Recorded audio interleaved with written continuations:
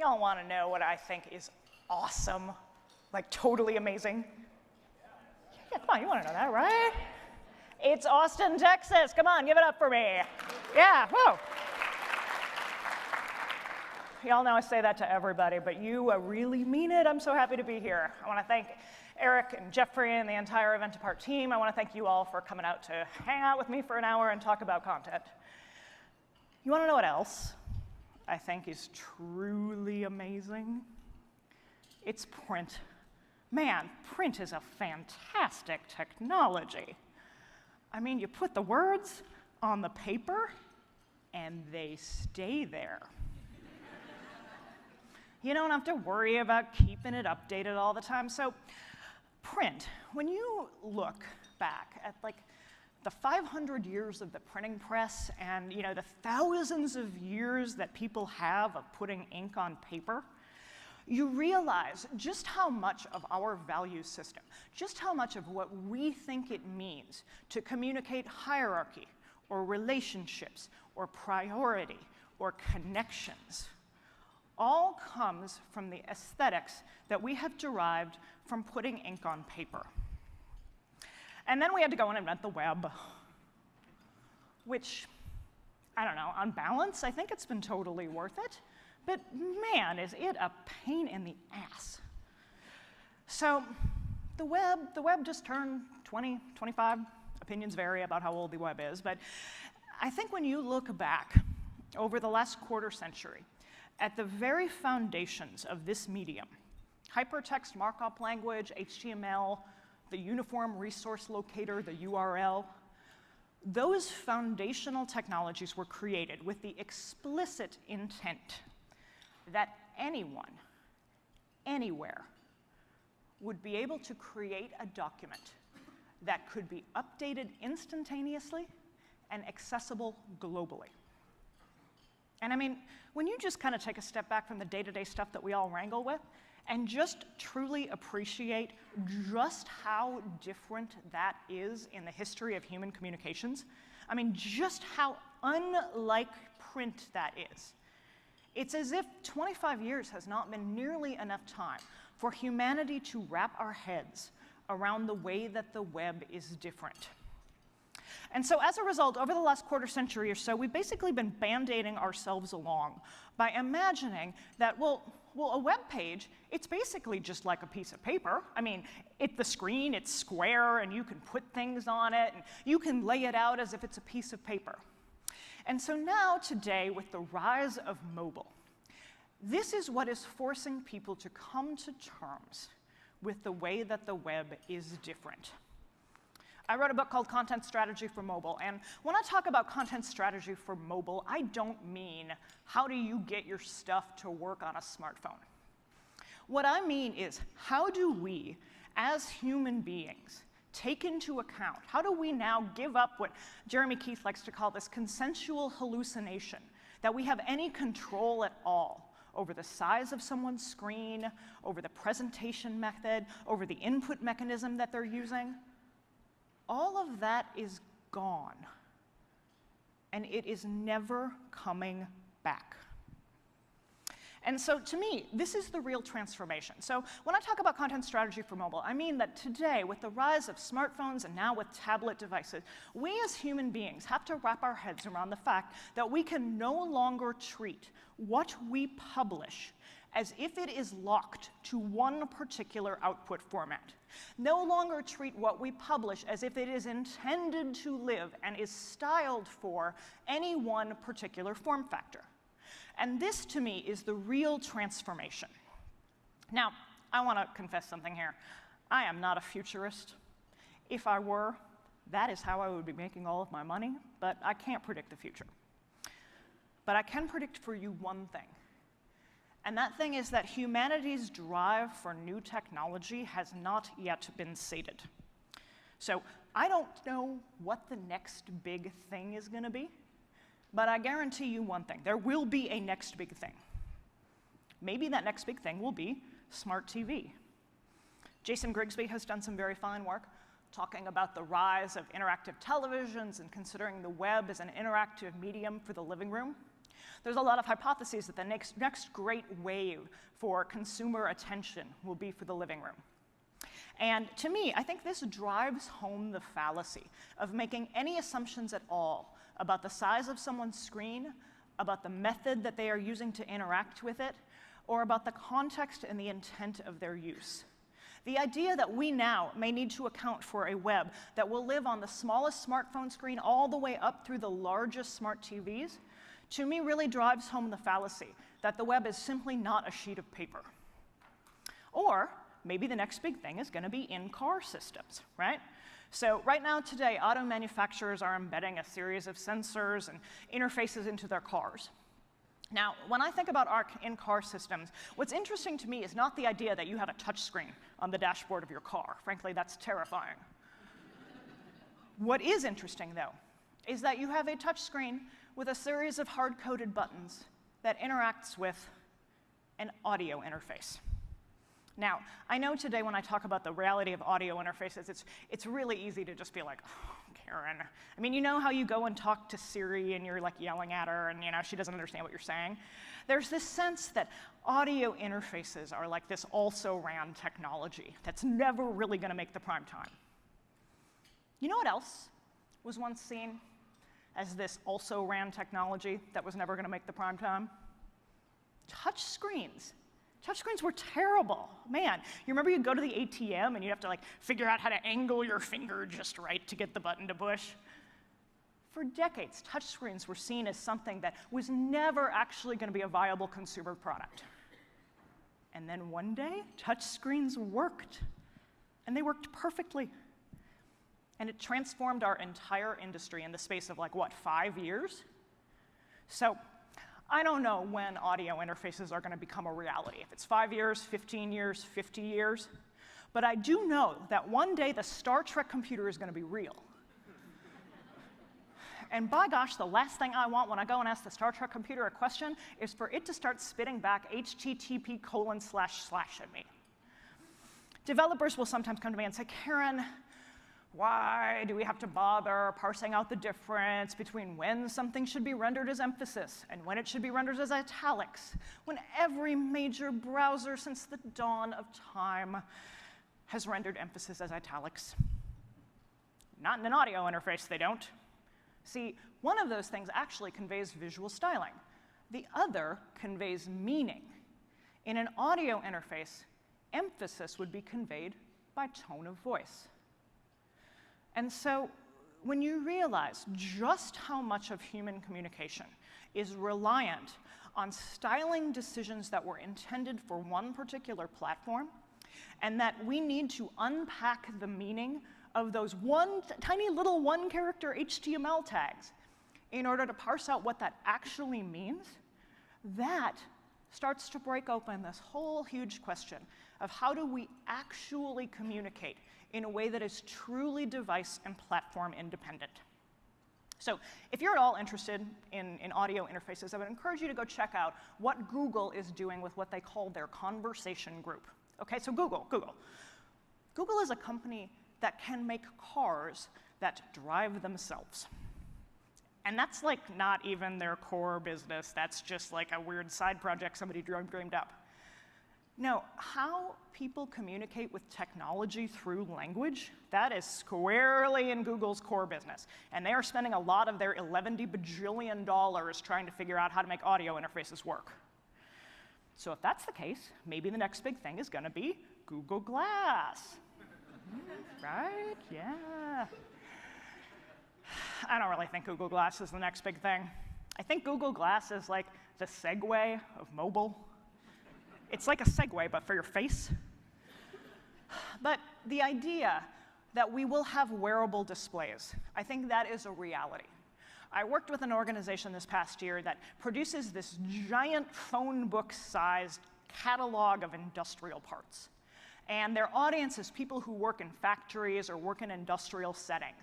And so I had a conversation with them where I'm like, look, I'm not here to tell you when you are going to stop printing this catalog, okay? I don't know when that's going to be. But I think we can all look at this and realize that a day is going to come when the world is no longer going to need a phone book-sized catalog of like screws and washers and hoses and things. And so then the question becomes, what do they have to do as an organization to get themselves ready, to get all of that content that is already locked up in their print production workflow, and get that ready to be presented in a format that might be navigable and readable from a wearable display? Because I think that's a reality. I think the idea that their audience, these people who are working in an industrial setting, the idea that they're going to go into the back office and use a desktop computer, or frankly, even the idea that they're going to pull a phone out of their pocket, may not make as much sense as publishing to a display that these people may already have on their head. But that's not something that just happens overnight. Like, if you have content and you have production workflow and you have a values system that is all geared around publishing something in print, what it's going to take for you to make that navigable in a completely different form factor involves a lot more than just copying and pasting it from one format to another. And so organizations need to start thinking, how are we going to make that happen? But OK, Google Glass, not the next big thing. Obviously, we can all agree that the next big thing is watches, right? Watches. Everybody's talking about watches. Apple Watches finally come out. And when I talk about this, people are just like, oh, Karen, really, now watches? Like, you don't really think somebody's going to want to read a long document on their phone? Like, that's not how people interact with the internet. And that may be true. That's what we said about phones, though, right? Who's ever going to want to read on their phone? But even if your watch would never be the primary consumption channel for long-form content, the idea that your watch may be the controller for your smart TV, or a means of navigating through content that you will then listen to in your audio interface. The idea that content will need to be presented and be navigable and be meaningful, even in the smallest form factors, means that we have to start thinking systemically about how that content gets presented in form factors that we might never have considered these limited constraints. But I get it. Watches, so tiny. Obviously not the next big thing.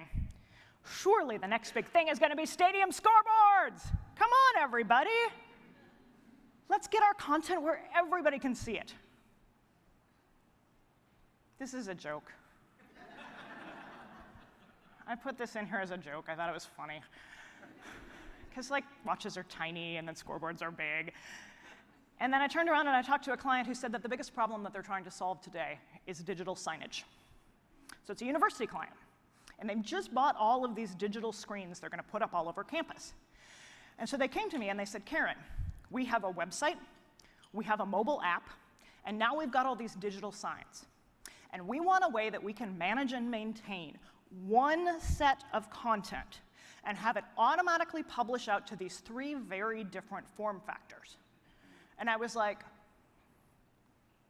hey, have you thought about treating the digital signs as if they're just a completely separate workflow and managing those independently?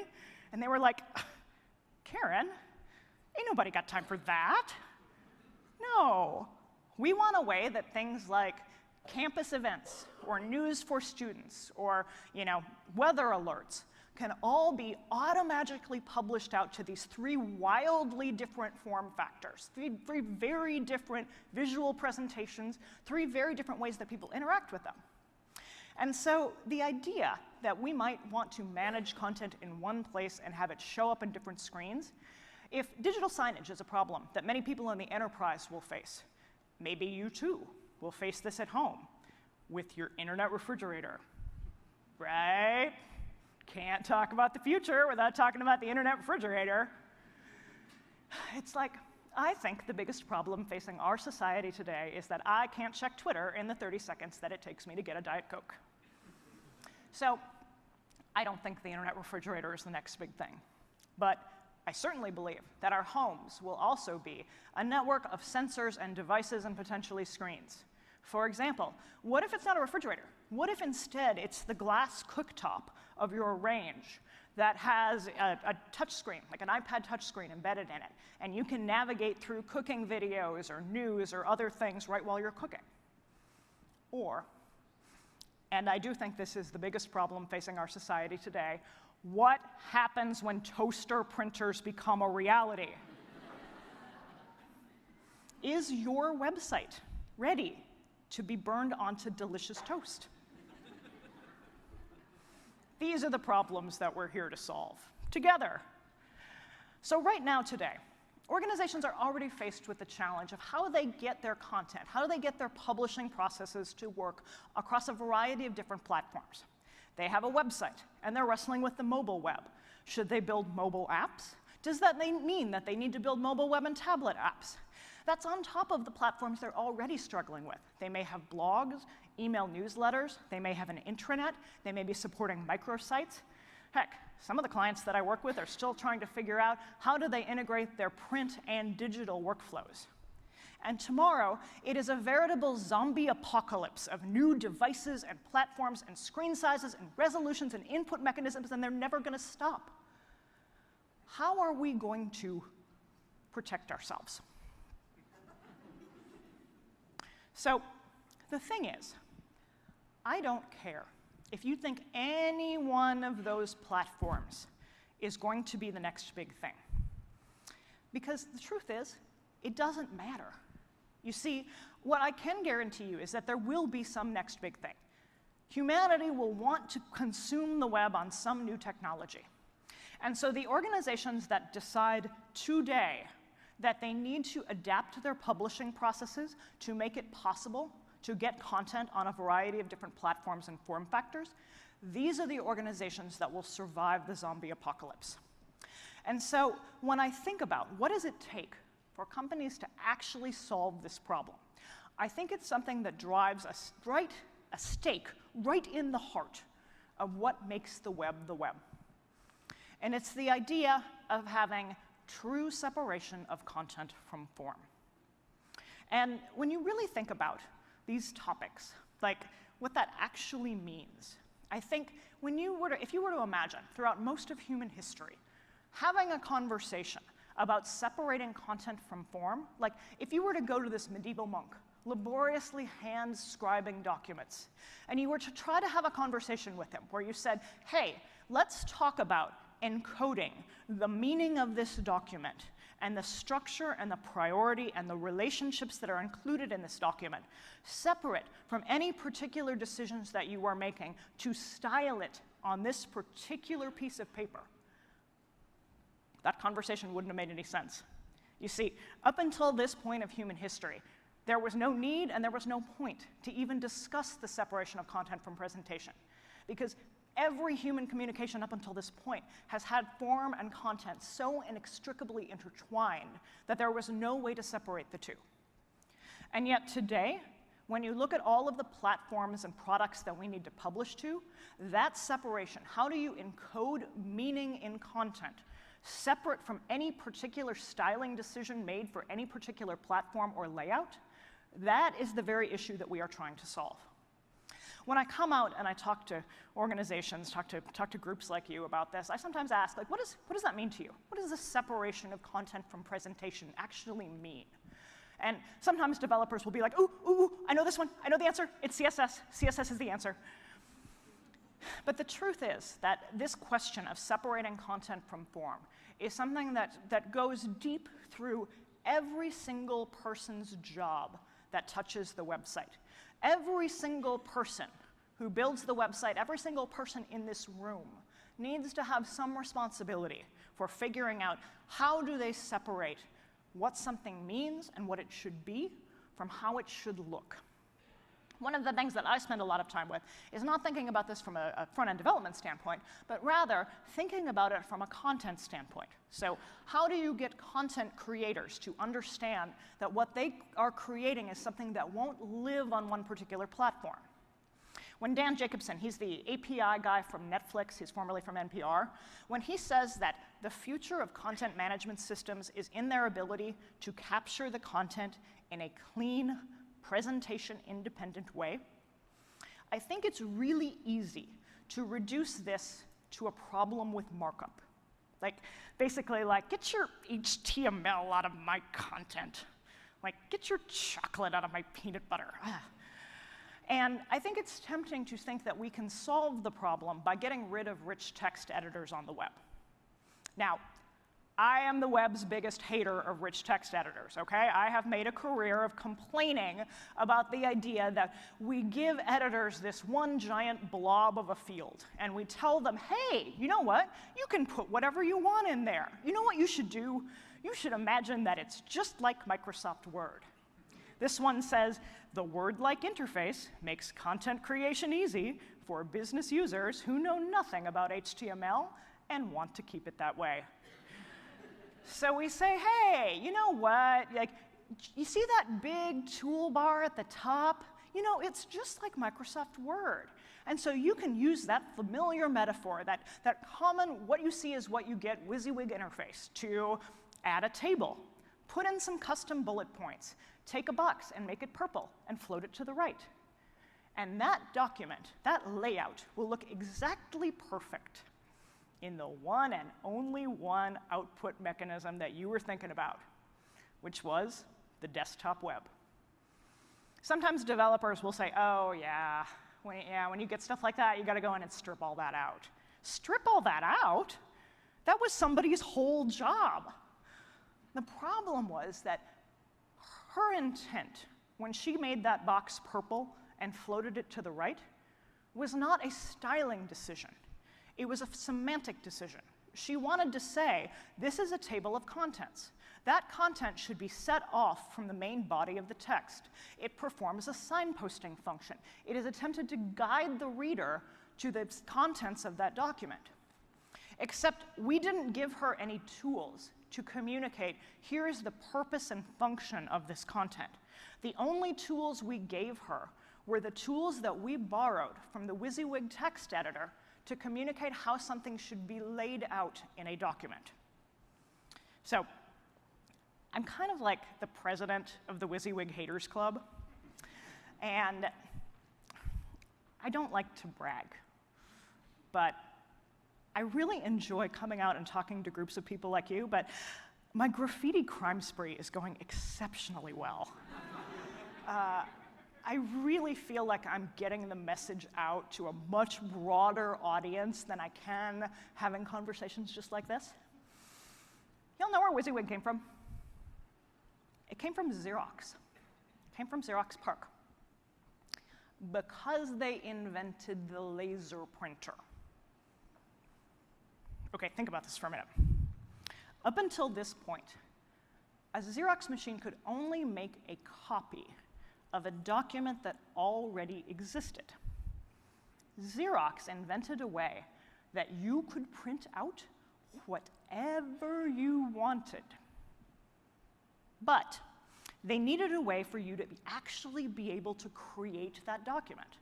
And so Xerox invented the entire concept of WYSIWYG, what you see is what you get. Xerox invented the entire concept of the graphical user interface so that they could sell laser printers. I would argue that the laser printer is the most important component of the personal computing revolution. It was demand for laser printers. It was the drive for humanity to make newsletters that had too many fonts in them, that drove adoption of the Macintosh computer. It drove adoption of the graphical user interface. It directly led to the personal computing revolution, and I would argue directly led to the growth of the web. I believe that all of us have jobs here today, in some extent, due to the innovations that came about through the personal computing and the graphical user interface revolution that was sparked by WYSIWYG. And it is with a great deal of respect for this mental model that came before us when I stand here today and tell you that the web is not a laser printer. I mean, seriously, there is nothing that the web has in common with a laser printer. And yet, the metaphor, the mental model that we are giving content creators of a Microsoft Word document with the what you see is what you get toolbar at the top, that is an antiquated metaphor from a mental model from 40 years ago intended to communicate to people what it meant to create a document that they were going to print out on the laser printer next to their desk. The web is better than print. The web can do so much more. Ted Nelson says that imitating paper on a computer screen is like tearing the wings off a 747 and using it as a bus on the highway. So today, the challenge that we face is communicating to content creators what it means to them to separate content from presentation.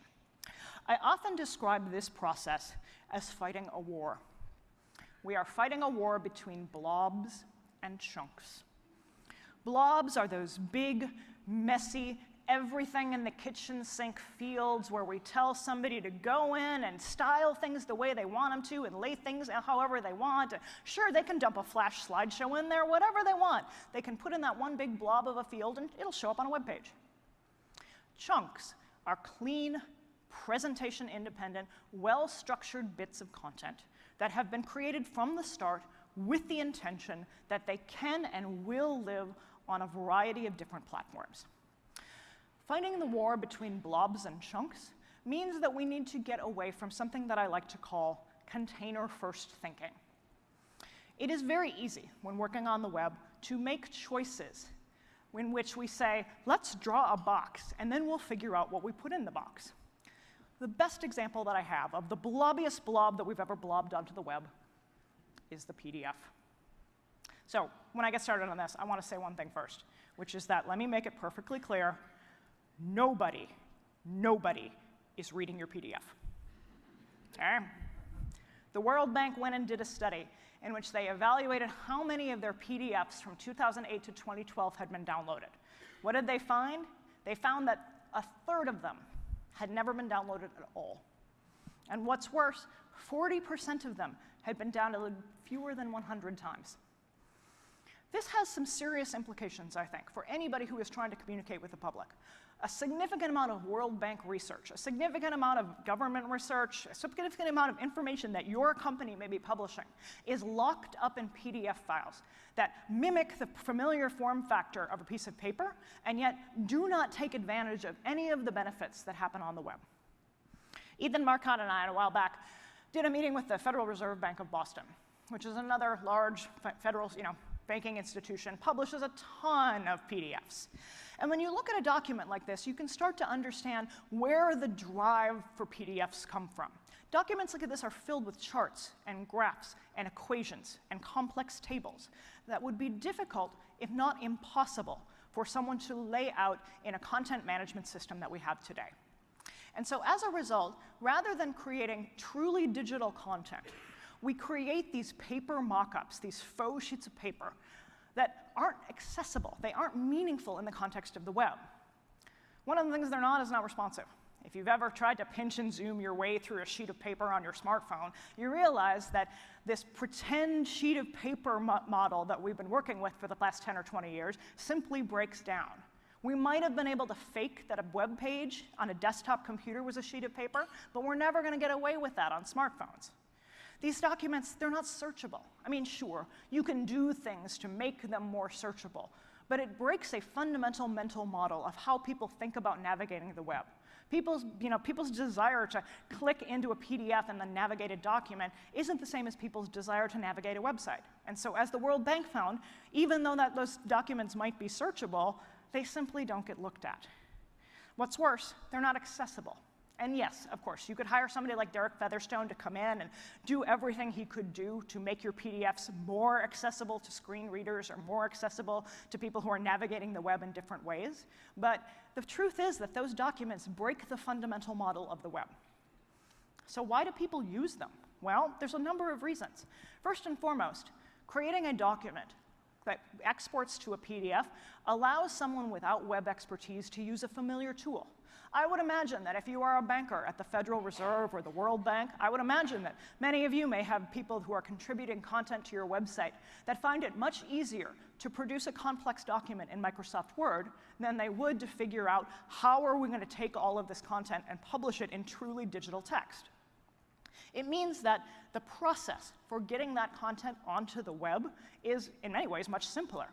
They create it in Word, they say save as PDF, they send the PDF to somebody puts it up on the internet, and you're done. But the downside of that is that all of that value is lost. The complexity, though, of trying to create a process where someone could submit that content, all of those charts and graphs and tables, it's too complex. And so for anybody that is working with complex content types that do not fit the standard format of like one long linear block of text is struggling with how do they integrate those processes into their content management system. They have content creators that can't break through that barrier of separating content from form.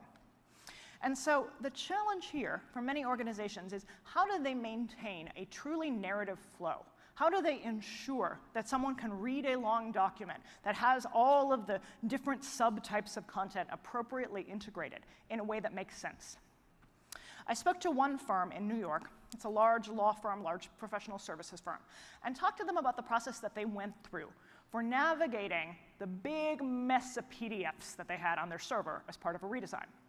So they went through a process and they said, we identified 6,250 PDFs that we think are valuable content. We don't want it lost. So what we're going to do is we're going to go through those PDFs, take all of the content out, and make it truly digital content. So here's what they did. They started out with a process called content modeling. So this is something I do quite a lot of, and if any of you are coming to the workshop on Wednesday, we'll talk about this in detail.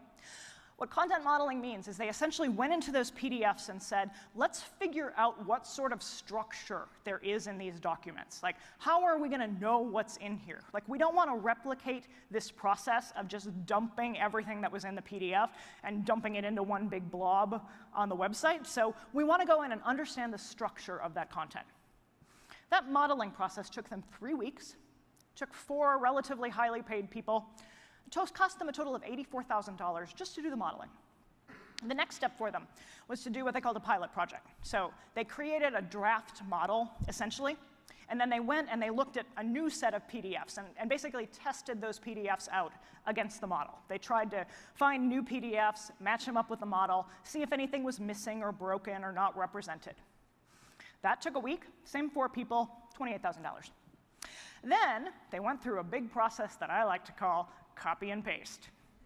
Now, some of you might jump in here and say, well, can't some of this be automated? And I would say, well, you know, automation has an equal number of problems, and in many cases, people find that the time it takes to actually write tools and scripts to suck stuff out of PDFs and get them in the right place takes just as long, if not longer, than actually just hiring a human being to go in there and copy and paste the text.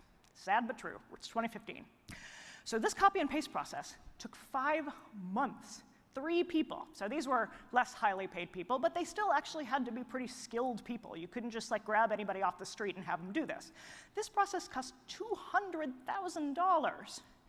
And so as a result, in total, this was a 6-month process, took a total of 8 people and cost them more than $300,000 to remediate the content from 6,250 PDFs. In contrast, they had a big mess of 2,500 PDFs.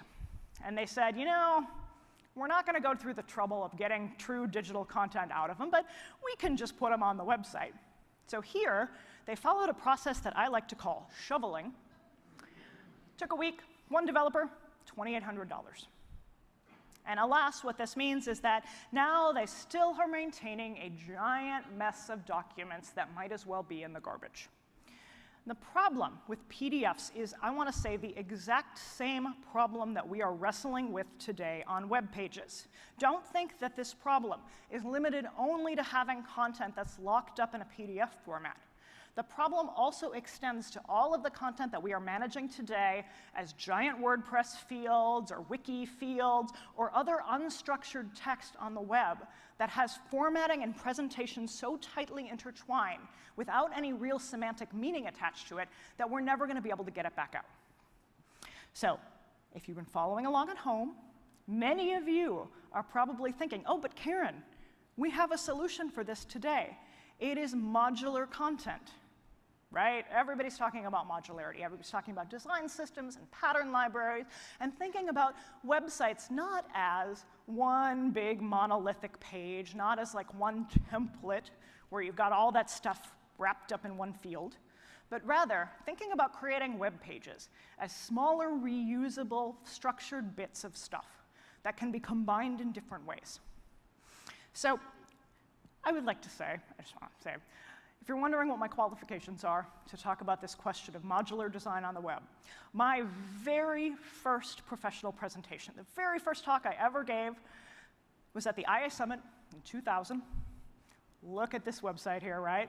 You do not see table borders like that anymore. And the talk that I gave was a talk about modularity, the benefits of a modular architecture.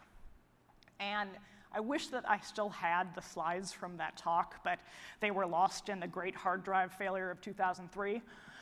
But I kind of don't really need the slides from that talk, because I can tell you what they looked like. They looked like this.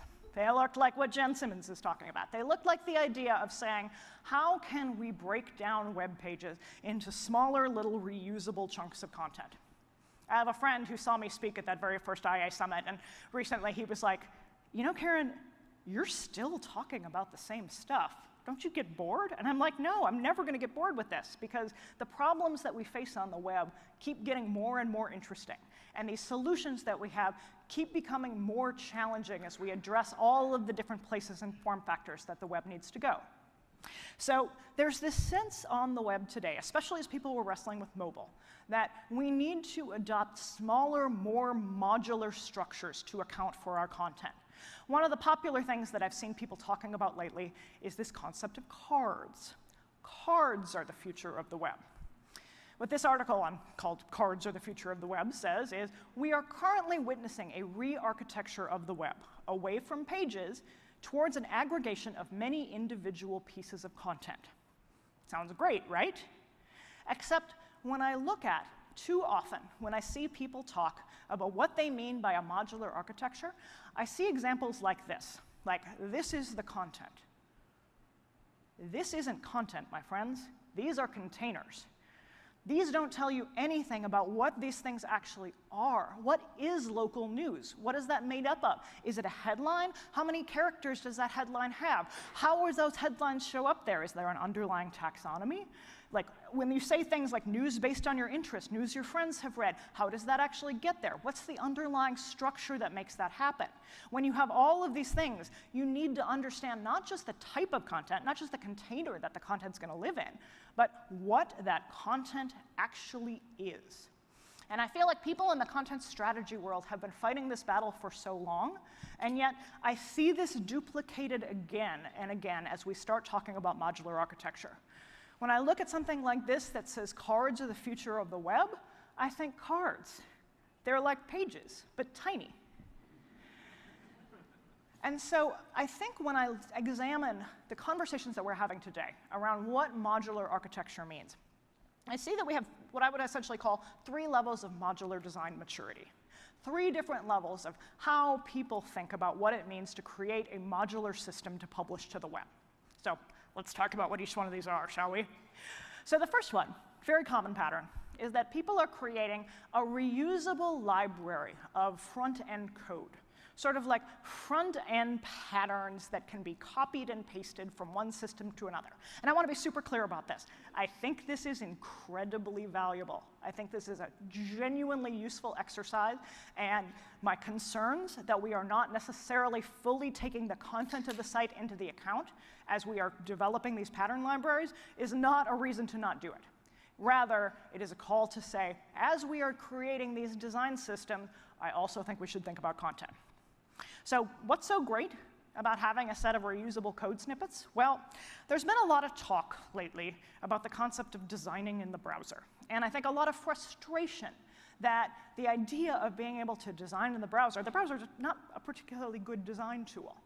And so teams report that even though there may be this enthusiasm for new processes and new ways of working, in a sense they are still reliant on offline tools like Photoshop to begin some of their initial concepting or create some of the initial design system. And that's totally cool. I would wholeheartedly recommend that nobody throw out a tool that's working well for them. You may need to supplement that with additional tools, though. And one of the most popular ones is to supplement that with then a reusable set of front-end patterns for commonly used systems that you might encounter in your daily design task. So that might be things like charts and graphs, or buttons, or dialog boxes, or drop-down menus, or pagination. Teams go through and they do a visual audit, like an interface audit, in which they go through and they try to identify where are the reusable systems of things that we are creating as one-off bespoke elements, where we're reinventing the wheel every time. And rather than doing that, what we should do is settle on one right way to do it, create some front-end code that developers can go and get access to. They can copy and paste that into their designs, and boom, more consistent. It also often means, as I'm sure you're aware, having a style guide.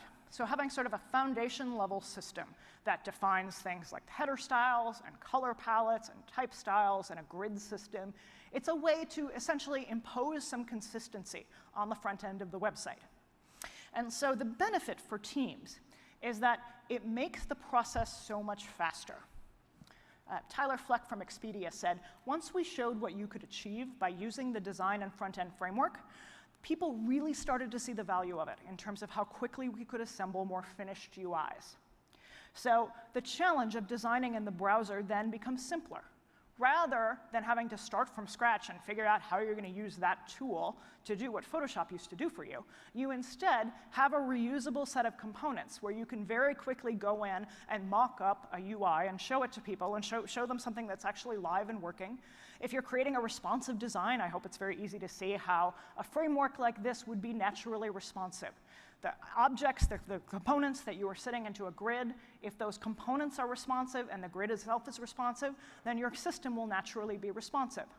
And thus, it makes the process of creating a prototype so much easier. It also has business benefits. So Nico Vijayaratnam from the BBC News says, it focuses people on the fact that creating new patterns costs time and money. I'm sure everybody out here has dealt with a team of stakeholders that wants their page to be its own special snowflake. Everything has to be this bespoke design and layout. And the truth is that that's a costly, not particularly efficient way to build websites. Having a set of reusable modules and being able to say, hey, if you work within the system that we have created, if you use these patterns that we've already developed, we can build you something more quickly and easily, and it will be easier for us to maintain in the long term. There's a whole lot of value for teams that are thinking about creating a front-end design system this way. However, I have some genuine concerns that the conversation about design patterns and systems today does not integrate any of the discussions that we are also having about how to create an effective content model.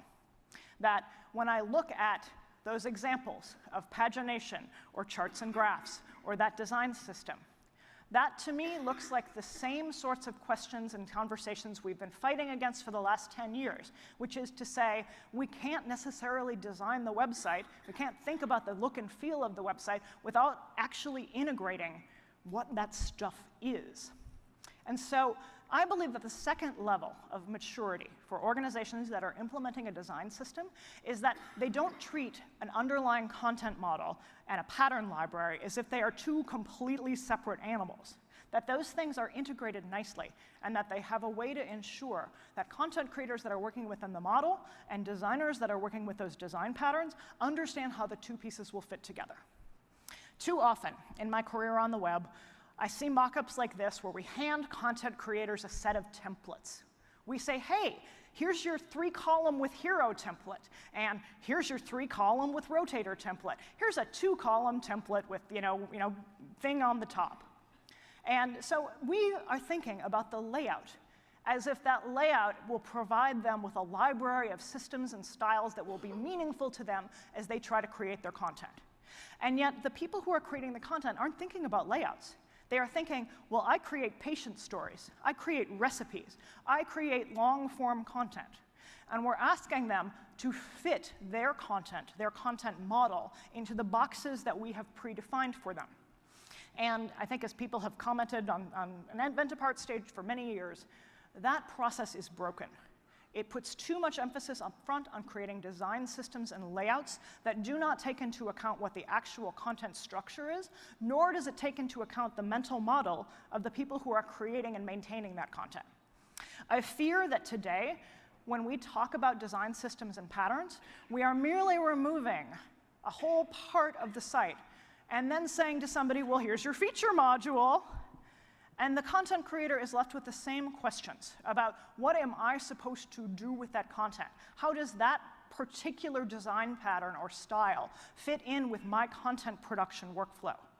And I fear that too often we create these styles and then kind of do like a hand-wavy thing where it's like, and then somewhere there's a content spreadsheet, without a real integration of what those content structures will be and how they will fit into the patterns that we create. A fantastic article was published on a Listapart not that long ago called The Language of Modular Design. And I think I would highly recommend you go read this article because I think she did a fantastic job. I think one point really stuck out for me where she said, when you name an object, you shape its future. If you give it a presentational name, its future will be limited because it will be confined by its style. A functional name might be better. This, to me, is the magic of content modeling, okay? This is the magic of saying, let's not describe what something looks like. Let's talk about what it means and how it will be used. So if you have a team that is working on defining a pattern library or a style guide that might include typography or a grid system or buttons or other forms of layouts, you also need a team that is thinking deeply about the content types and relationships and character counts and the function of that content. Those two things should be as tightly intertwined as content and design should have been throughout all of the years of the web. And if we've been talking for years about not including content early enough in the process or not designing systems that don't include an underlying content structure, let's make sure that this process isn't one where we repeat the mistakes of the past. My good friend and partner, Eileen Webb, says design systems and content structures are BFFs. They go hand in hand. I think that this should be, frankly, an inspirational model for people who are working on the web to think about. How do you take what we are creating in the underlying content structures and make sure that those map neatly to the design patterns and the front-end presentation that we're creating? And so this is where it gets really cool. So the idea that we are thinking of design systems and pattern libraries as solely a front-end problem is, I think, limiting to where this could go. Which I want to say again, I'm not saying that having a front-end design system isn't a good place to start. I think it's a fantastic thing to do. But you can do so much more with it. We as the web could be doing so much more for our publishing processes if we were actually thinking about that componentization being something that is structured into the back end of the CMS. So when you look, Capital One has a content management system that is essentially, they hacked themselves a decoupled CMS where they built in the components, and these components are structured on the back end. So they said, when you look at 2,500 pages of over 4,000 page configurations, how many different components do they have? They have about 20. Okay, so think about that for a minute. You can publish 4,000 different dynamic pages from a core set of 20 different components. But what's even more powerful about that is that those components are built into the back end. They are not front-end patterns that have to be copied and pasted and then maintained on the front end. They are things that are actually structured into the CMS. So they say, all we have to do is test and update on 1 or 2 pages, and that meets the needs of our full regression testing. We don't have to review all 2,500 pages. Think about this. They have a component that is built into the back end. If they want to make a change to that component, they make it on the back end. And then all of those changes roll out across all 4,000 pages of the website automatically. When they want to go in and test it, the regression testing only needs to look at a couple of pages. They feel like they can get what they need to if they're like, OK, if it works on these pages, it works. We don't have to go in and look at every dang page. Think how great that would be. And so when I get all excited about content modeling, this is what I'm excited about. I'm excited about the potential to no longer be managing front-end snippets of code that have to be updated and maintained in every single page on the website, and no longer having to copy and paste content from one page to another, but rather having an underlying content management system that does that for us. This is where we need to go as the web. So what this actually gets at is a popular topic on the web today, which is headless CMS. Decoupled CMS is what it's often called.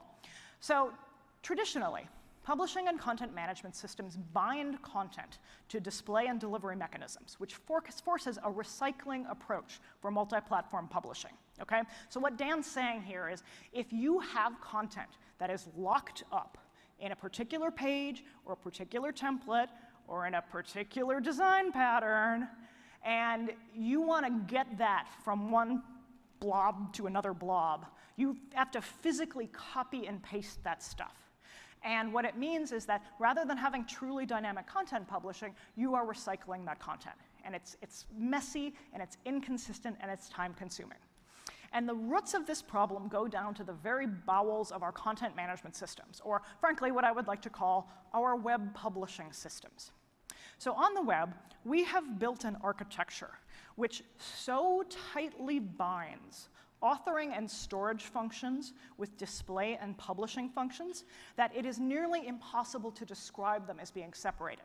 If you use any popular web publishing tool, if that's a WordPress or a Drupal, those are essentially monolithic systems in which the authoring layer and the storage layer and the theming layer and the publishing layer are all just kind of mixed together.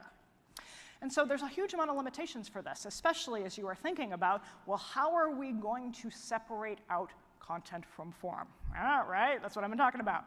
So a decoupled content publishing system creates well-defined chunks of content that can be combined in whatever way is appropriate for a particular platform.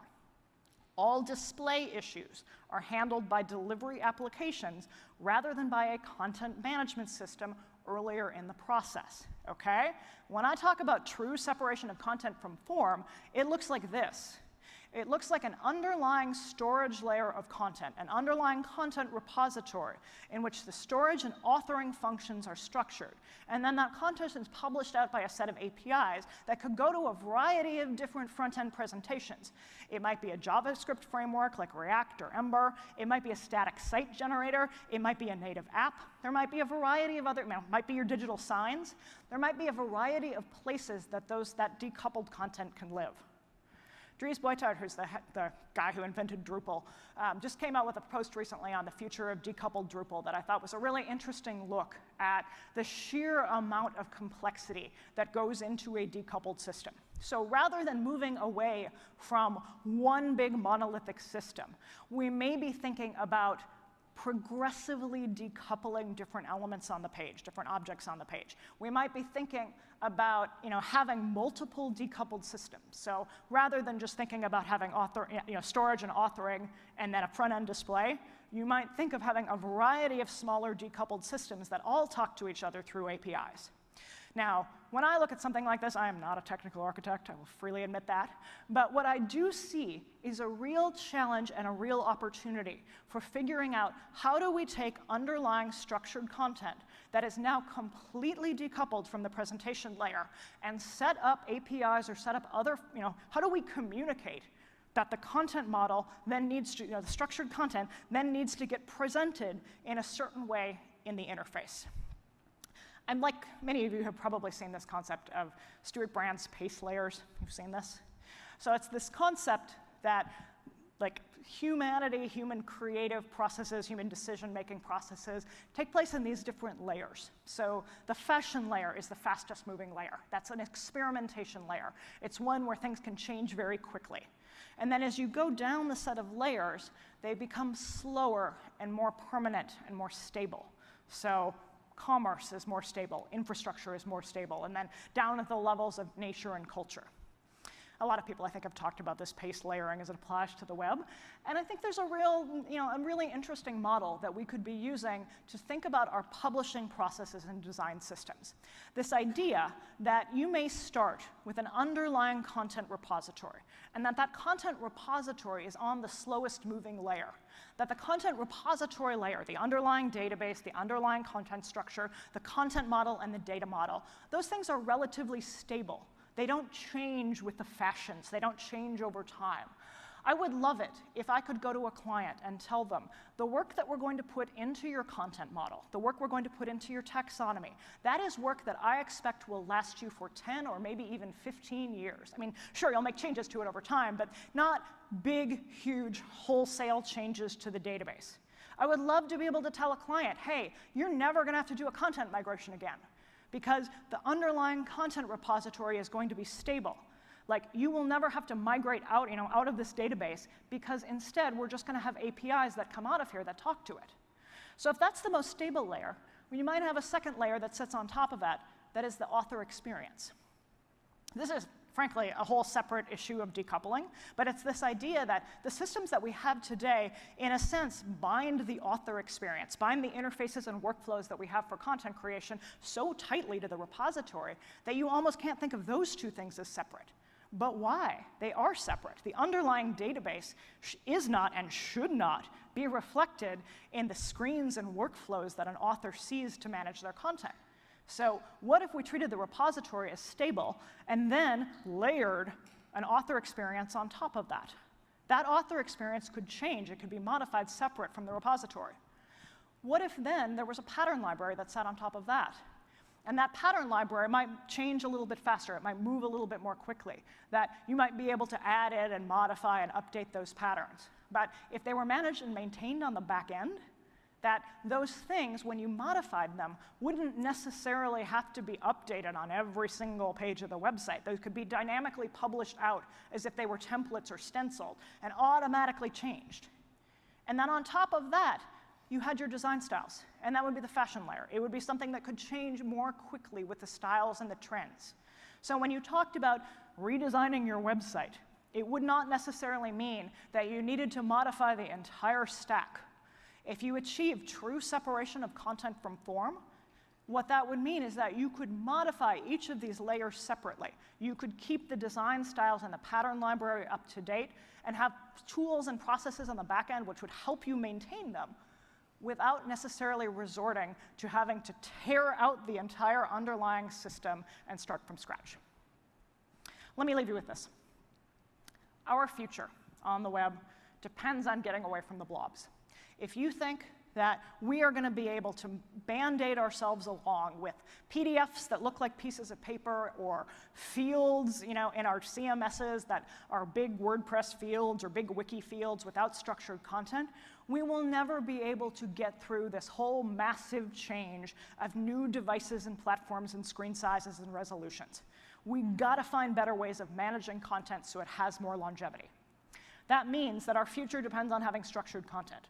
Our future depends on actually looking into the content, what it is, what it means. We can no longer rely on tools from visual styling to encode what that content is supposed to do.